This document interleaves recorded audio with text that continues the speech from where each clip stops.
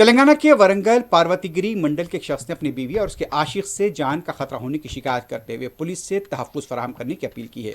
तफसीलात के मुताबिक बानूत महेश ने बताया कि उससे पहले भी उसकी बीवी ने अपने आशिक के साथ मिलकर उससे खत्म करने की कोशिश की, लेकिन वो किसी तरह बच निकलने में कामयाब हो गया। महेश का कहना था कि उसकी बीवी के नाजायज़ ताल्लुकात हैं और वो उसमें उसे रुकावट समझ रही है। పెద్ద నేను బైక్ ఆడ పోతా అంటే మళ్ళీ ఆడ వచ్చి గుంజితే మళ్ళీ పెద్ద మనుషుల పోయినా పోతే మళ్ళీ ఒక 20,000 దండగా తీసుకున్నారు ఆయన కాడ.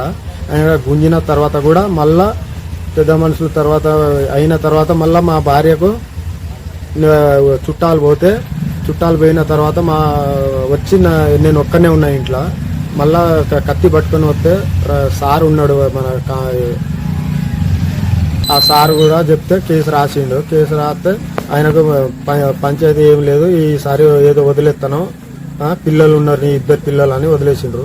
అయితే మళ్ళీ సంవత్సరం తర్వాత మళ్ళీ మొన్న వినాయక చవితికి మా భార్య అన్నదానం పోతే అన్నదానం కాడ అందరూ టండ మొత్తం ఆడ డీజే ఉన్నారు, అందరూ ఆడ వచ్చి అన్నదానం చేస్తా అంటే నేను ఇంట్లో పండుకున్నా. బాత్రూమ్ పోదా అంటే కత్తి పట్టుకొని నా మీద ఉరికి వచ్చా. అంతే నానా నానా అని పిలిచే వరకు నేను బండతో కొట్టే వరకు ఈడ చేతులు తగిలింది ఆయన.